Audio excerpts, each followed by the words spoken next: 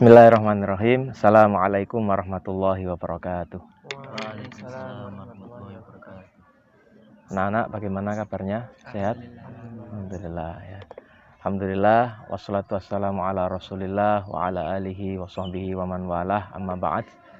Insyaallah pada hari ini, di pagi hari yang cerah ini, kita akan membahas mengenai sirah nabawiyah ya. Sirah nabawiyah atau sejarah perjalanan Nabi Muhammad Shallallahu Alaihi Wasallam ya. Pada hari ini kita akan membahas mengenai dakwah Syria. Ada yang tahu apa itu dakwah Syria? Gak tahu. Ya, dakwah Syria itu artinya dakwah sembunyi-sembunyi ya. Dakwah sembunyi-sembunyi. Jadi Rasulullah Shallallahu Alaihi Wasallam itu melakukan dakwah Syria, dakwah secara sembunyi-sembunyi setelah beliau menerima wahyu ya. Setelah beliau menerima wahyu, beliau menerima wahyu itu di mana pertama kali? Ya, Dua Gua Hira ya, di bulan apa? Ramadan. Nah, di bulan Ramadan ya. Jadi beliau menerima wahyu di bulan Ramadan. Setelah menerima wahyu pertama kali itu ya, karena beliau melihat secara langsung wujud Jibril ya, maka beliau sangat kaget ya. Kemudian beliau pulang lalu minta diselimuti oleh istri beliau Sayyidah Khadijah. Setelah itu beliau kemudian setelah menerima wahyu yang pertama itu lama beliau tidak menerima wahyu lagi ya. Ada yang menyebutkan selama 2 tahun ya, tapi ada juga yang menyebutkan selama beberapa hari saja. Nah, kalau yang kedua ini riwayatnya lebih kuat. Jadi selama beberapa hari beliau tidak menerima wahyu. Beliau sempat gundah ya, gusar. Kenapa kok gusar? Ada yang tahu? Ya, beliau gusar karena beliau ragu-ragu sebenarnya apakah memang benar saya ini adalah utusan Allah atau tidak ya. Kenapa setelah menerima wahyu yang pertama itu wahyu kedua kok tidak turun-turun kembali. Nah, kemudian setelah itu kemudian Allah menurunkan salah satu firman-Nya dalam surah Al-Mudaththir. Baik, ada yang hafal surat Al-Mudaththir? Kita baca sama-sama ya. Baik, a'udzubillahi minasyaitonirrajim. Bismillahirrahmanirrahim. Ya ayyuhal mudaththir qum fa'anzir wa rabbaka fakabbir wa thiyabaka fatahhir warrujza fahjur wa la tamnun tastakthir wa li rabbika fasbir. Ya, jadi Allah Subhanahu wa taala menurunkan surah Al-Mudaththir ayat 1 sampai 7. Jadi itu ayat atau wahyu kedua yang turun ya. Setelah sebelumnya, kalau wahyu pertama itu surat apa? Nah, Al-Alaq ayat 1 sampai 5 ya. Coba Nasirus Salam dibaca. Bismillahirrahmanirrahim. Iqra bismi rabbikal ladzi khalaq.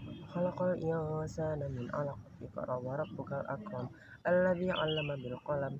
'Allamal insana ma lam ya'lam. Ya, cukup ya. Jadi itu ayat surat Al-Alaq 1 sampai 5. Nah, setelah itu turun surat Al-Mudaththir ya. Surat Al-Mudaththir ini turun setelah Rasulullah tadi ya, sempat beberapa waktu tidak turun wahyu, akhirnya turun surat Al-Mudaththir ini. Nah, surat Al-Mudaththir ini anak-anak maknanya cukup sederhana ya kalau diartikan. Kalau diartikan maknanya cukup sederhana. Ya ayyuhal mudaththir, wahai orang yang mudaththir itu memakai selimut ya. Ya ayyuhal mudaththir, wahai orang yang berselimut. Qum itu apa? Berdirilah ya. Qum fa'anzir, berdirilah kemudian berilah peringatan ya. Jadi ini dua ayat ini ya, ayat pertama dan ayat kedua ini maknanya sangat dalam sekali ya. Artinya Rasulullah Shallallahu Alaihi Wasallam diperintahkan untuk memberikan peringatan. Jadi selama 40 tahun kehidupan beliau sebelum diangkat menjadi Rasul, mungkin kehidupan beliau santai-santai saja ya, tidak menemui banyak rintangan. Tapi setelah menjadi Rasulullah, Allah menjelaskan kum fa'andir, berdirilah, berilah peringatan ya, jangan tidur saja seperti itu. Jadi setelah ini kamu akan menghadapi situasi yang luar biasa ya. Kamu akan menghadapi situasi yang luar biasa, maka berilah peringatan kepada orang-orang ya. Kum fa'anzir wa rabbaka fakabbir. Nah, wa rabbaka fakabbir itu artinya apa? Agungkan Tuhanmu ya, bertakbirlah. Takbir itu lafadznya bagaimana? Allahu Akbar gitu ya. Allahu Akbar, Allah Maha Besar. Artinya apa? Kalau kita mengatakan Allah Maha Besar, berarti selain Allah, siapapun dia ya. Kalau zaman Rasulullah waktu itu beliau dan umat Islam posisinya masih posisi apa ya? Tertindas. Orang-orang yang punya kekuasaan, orang-orang Quraisy ya, mereka punya kekuasaan, para pembesar mereka itu sangat bangga sekali ya.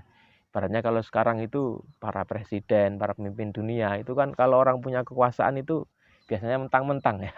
Nah itu orang bakal fakabir itu Allah itu maha besar, berarti selain mereka siapapun, mau raja, mau menteri ya, mau siapapun itu kecil di hadapan Allah Subhanahu wa taala. Jadi jangan takut menghadapi mereka.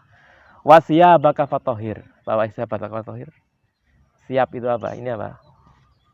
Baju ya. Fatohir, tohir itu apa?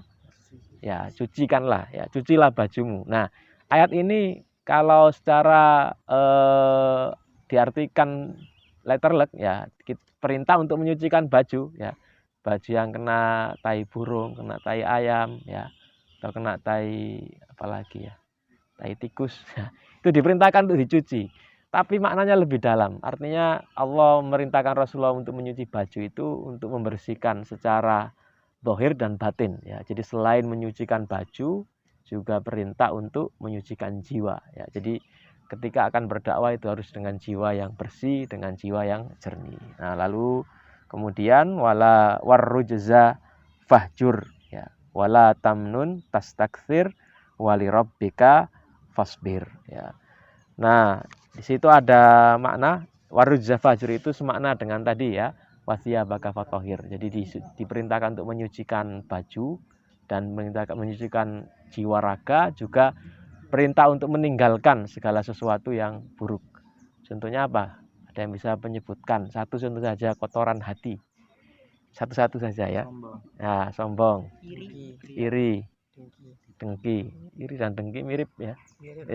Ya, apalagi? Tidak tanggung jawab. Nah, ria ya, sombong, ria ya, iri, dengki, tidak tanggung jawab. Nah, ada lagi dendam ya, dendam.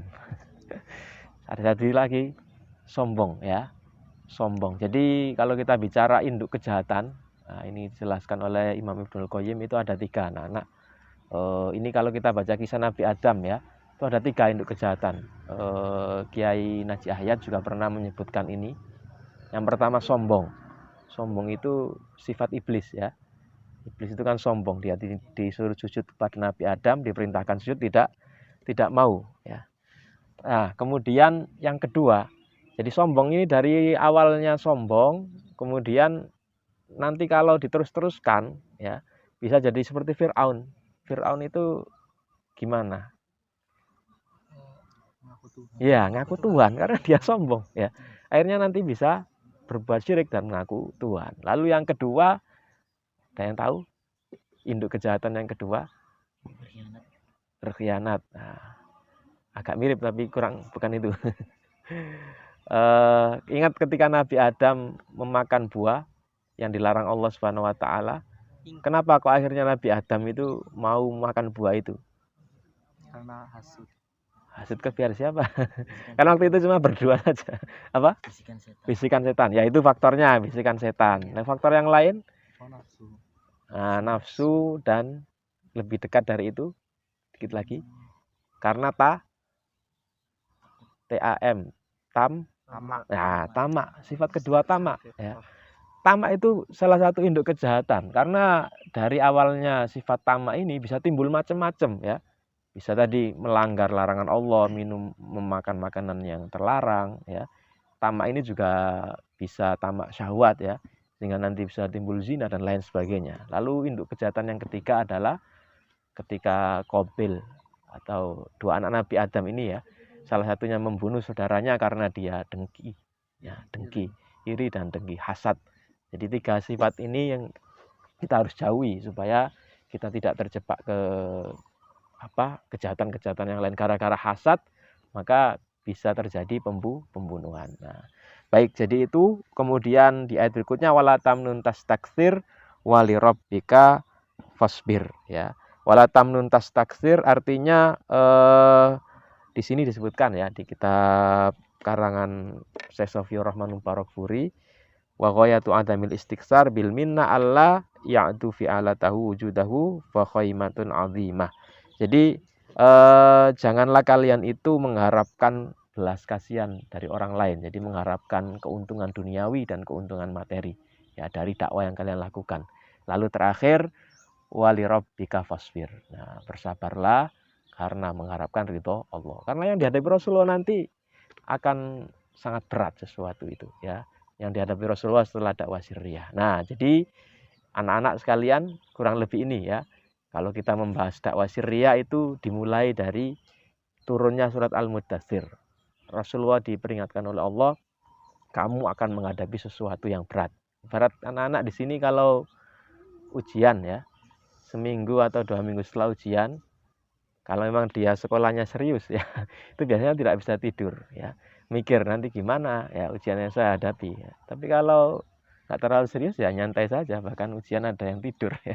Ini kan memang ketika akan menghadapi sesuatu yang berat itu kita harus mempersiapkan ya, supaya ketika ujian dan cobaan itu datang kita siap menghadapinya. Baik, kurang lebih itu pembahasan kita pada pagi hari ini. Mudah-mudahan bermanfaat. Kita akhiri dengan doa kafaratul majlis. Subhanakallahumma bihamdika asyhadu an la ilaha illa anta astaghfiruka wa atubu ilaik. Rabbana la tuzigh qulubana ba'da idh hadaitana wa hab lana min ladunka rahmah innaka antal wahhab. Sallallahu alaihi Muhammad. Wassalamualaikum warahmatullahi wabarakatuh.